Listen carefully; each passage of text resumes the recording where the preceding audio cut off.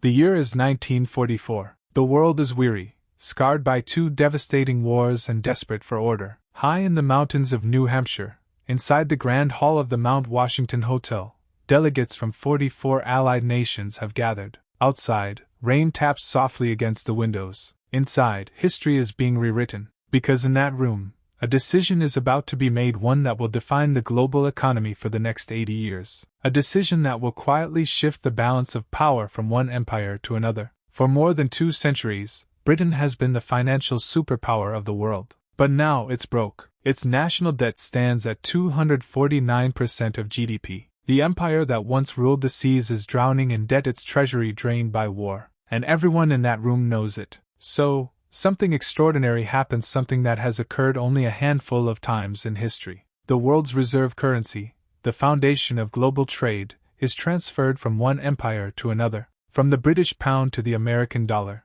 The Bretton Woods Agreement is signed, and just like that, the American century begins. But this was more than a financial shift. It was the continuation of a 500-year cycle, a pattern of rise, peak, overextension, and decline. Every global reserve currency has lived and died by that rhythm. And today, the US dollar shows the same warning signs that ended all the others. To understand what comes next, we need to go back all the way to 1450, when the first global reserve currency was born. Mid-15th century. Europe still lingers in the shadows of the Middle Ages. But on the edge of the Atlantic, a small nation begins rewriting the rules of trade: Portugal. The Portuguese master navigation like no one before them. New ships, new maps, and new tools transform the unknown oceans into trade routes. When the Ottomans capture Constantinople in 1453, the old spice routes to Asia are cut off. While others despair, Portugal sails around Africa, literally opening a new age of discovery.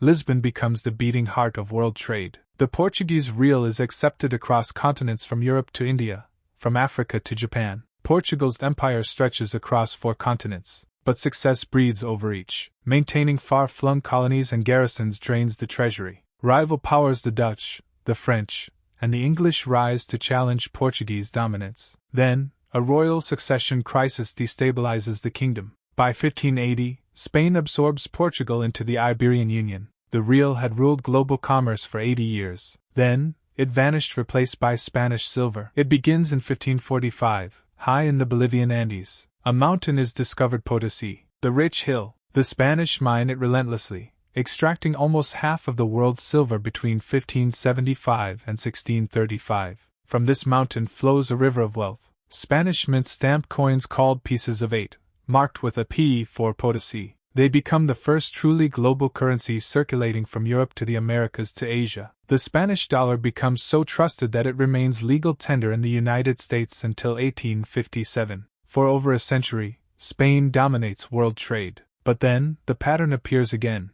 Mountains of silver create mountains of debt. King Philip II inherits a bankrupt treasury owing 36 million ducats. He defaults 4 times, in 1557, 1560, 1575, and 1596. The endless influx of silver fuels inflation. Prices in Spain quadruple within a generation. And when production from Potosi falls by half, the economy collapses. By 1640, Spain's empire begins to crumble. The Iberian Union dissolves, and Europe looks north toward a new kind of power, one not built on gold or silver but on finance. The 1600s. Europe is ravaged by war and competition. Amid the chaos, the Dutch Republic rises, a small nation with a big idea. Instead of conquering lands, the Dutch conquer trust. Amsterdam becomes the financial capital of the world. In 1602, the Dutch East India Company is founded, the first joint stock company in history. It allows ordinary investors to buy shares in global trade voyages. Risk is shared.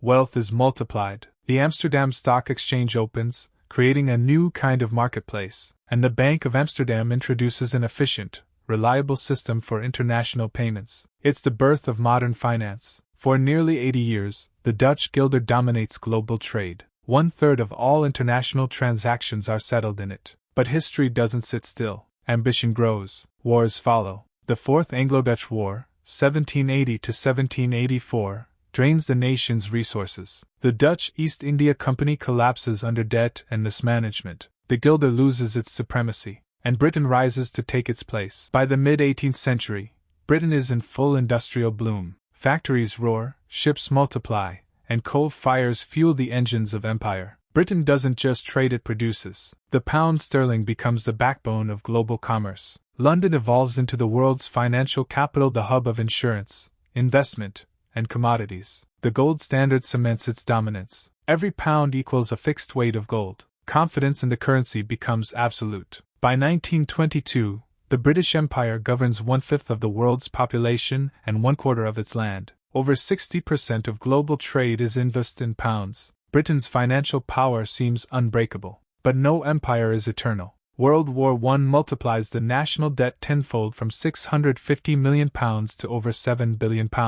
World War II pushes it even higher to 270% of GDP. Britain wins the war, but loses its financial crown. And in 1944, at Bretton Woods, the torch passes across the Atlantic. July 1944. At Bretton Woods, the new financial world order is born. The International Monetary Fund, IMF, and the World Bank are created. Every major currency is tied to the US dollar, and the dollar itself is tied to gold, $35 per ounce. America now sits atop the global economy. Its industries are intact, its gold reserves immense. For the next quarter century, the dollar reigns unchallenged. Then, in 1971, President Richard Nixon ends the dollar's convertibility into gold. The gold standard collapses, but the dollar doesn't. It finds a new anchor: oil. In 1973, an oil crisis shakes the world. Prices quadruple overnight. The US strikes a deal with Saudi Arabia. In exchange for American protection, all oil will be priced and sold exclusively in US dollars. By 1975,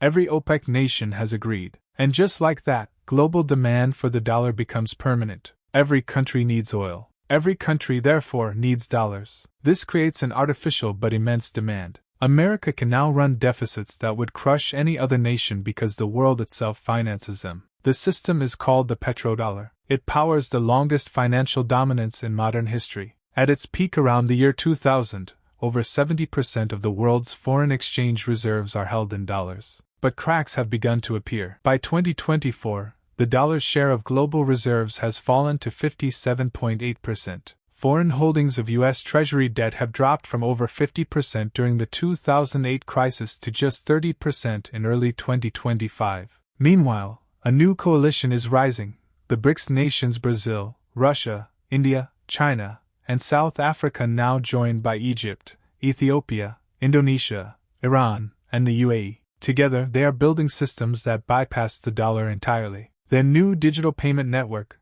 BRICS Bridge, aims to settle international trade using central bank digital currencies. At the same time, America's own balance sheet is under strain. As of March 2025, U.S. public debt stands at $36 trillion, 124% of GDP. The pattern is repeating: expansion, debt, and the first tremors of decline. Every reserve currency in history has followed the same life cycle. Rise: a nation ascends through innovation and productivity. Portugal, navigation; Spain, silver; the Netherlands, finance; Britain, industry; the United States, technology. Peak: the currency becomes dominant, used in over 60% of world trade. The empire seems untouchable. Overextension: military costs soar, debt piles up, productivity slows. The system sustains itself not through creation, but through credit. Decline: confidence erodes. Trade migrates to other currencies. The empire fades, sometimes slowly, sometimes suddenly. On average, reserve currencies last about 95 years. Portugal's real ruled for 80 years. Spain's silver for 110. The Dutch guilder for 78.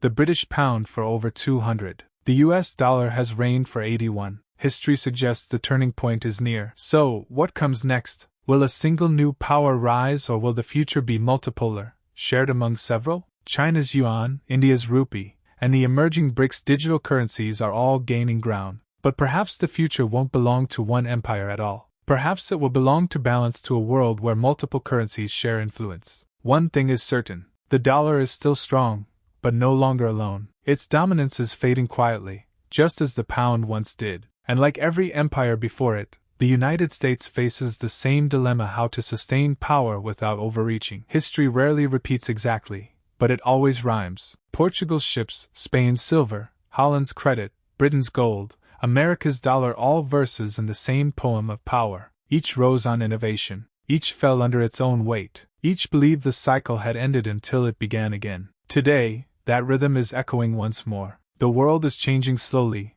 then suddenly. New alliances are forming. New systems are being built. And once again, the balance of power is shifting. In 1944, 44 nations gathered in a quiet mountain hotel to design a new world order. Perhaps, somewhere right now, in another conference room, the next system is already being written. The story of money is the story of civilization. Every generation believes its empire will last forever, but history teaches otherwise. Power moves, currencies rise and fall, yet the rhythm remains: innovation, dominance, debt, decline, rebirth. So the question is no longer if change will come, but how fast and who will lead the next chapter.